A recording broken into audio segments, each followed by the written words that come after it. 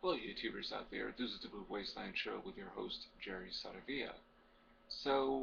This early this week, it was announced on The View that Jenny McCarthy will replace Elizabeth Hasselbeck as a guest co-host for starting in the new season in September. And I had expected that, and of course, I also expect an announcement pretty soon that Brooke Shields may take over as the other guest co-host, replacing Joy Behar.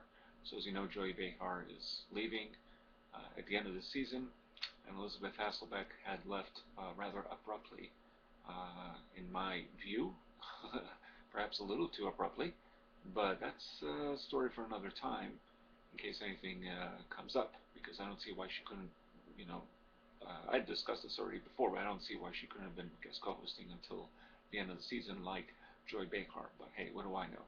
That's the way it goes. Anyhow, so Jenny McCarthy is going to be taking over, and probably Brooke Shields is a strong contender for the other View guest co-host, replacing Joy Behar. And as all of you know, next year, I believe end of next year or sometime in the future, fairly soon, Barbara Walters is leaving, and that's going to obviously open up another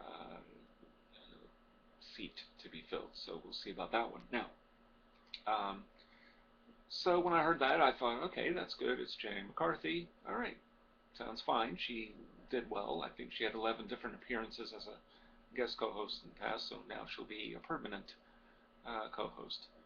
But what do you know? Apparently, people have a problem with this. Um, Families, I gather, that have their sons taken in for vaccines, those are the ones that have an issue, it seems. Because according to an article by Dr. Claire McCarthy, choosing Jenny McCarthy to be a host on The View, interesting that they both have the same last name, ABC made a decision that could end up costing lives, even worse, the lives of children. What's she talking about? Well, Jenny McCarthy believes that vaccines caused her son to be autistic. Now, according to the article by this woman, it was never clear that her son was autistic in the first place. And none of the claims that Jenny McCarthy has made about vaccines and autism are backed up by any medical evidence, or very little uh, to back her up. So now she's a supporter, Jenny McCarthy, of Andrew Wakefield, a British doctor whose study linking the MMR vaccine and autism was found to be based on fraudulent data. So he's been discredited by the medical community and lost his license, but yeah, Jenny McCarthy still believes this. Now, vaccines do save lives. That is true. Many fewer children can get sick from polio, measles, chickenpox, tetanus, whooping cough, and other vaccine-preventable illnesses. So, okay, so this is something she believes, and Jenny McCarthy, I guess, in a generalized view, feels vaccines are not safe. Um, Now, one thing the doctor brings up, which is true, is that people do listen to celebrities. Well, you know what? That's their problem. I don't have to listen to a celebrity. Jenny McCarthy is not a doctor. If that is her opinion and it's based on a doctor who turned out to be a fraud, well, okay. So, you know, whatever the case may be, this is her problem.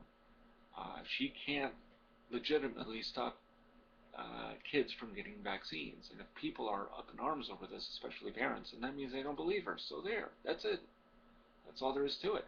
That means a vaccine can't actually, any vaccine, but in particular, I guess the MMR vaccine, can't give a kid autism. So, okay, so there you have it. I don't know what else people need to know about this. Um, it's not supported by medical evidence. Fine. So, but apparently, I guess they feel, parents, and I would presume parents and doctors feel that Jenny McCarthy will use the View as a platform for this particular singular view, as if she's going to be talking about vaccines and autism every single day that she's on the show. Well, first of all, she's a co-host, or she will be.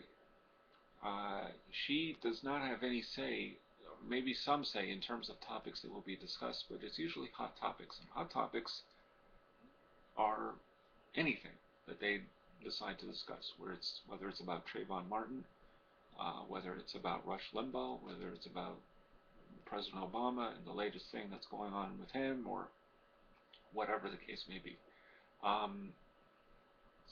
But I don't think that she's limited in terms of input into the show of what they can discuss. She has limited input. She may have some, but not enough. Ultimately, it's up to Barbara and perhaps Whoopi, but I would assume Barbara Walters, to kind of decide on what topics to cover. So I understand I understand how people are upset in that regard, but that doesn't mean that she wouldn't be a good co-host, because again, she's not going to spend every single waking day on that show putting it up forefront, vaccines and autism. I doubt she'll be allowed to do that, although she has discussed it on The View. Now,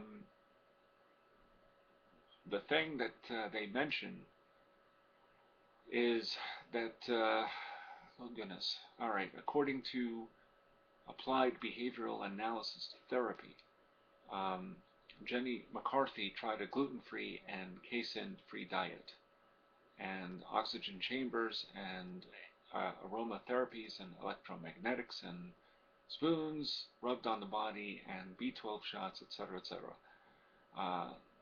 And she says, as I quote, "It was amazing to watch over the course of doing this how certain therapies work for certain kids and they don't completely work for others.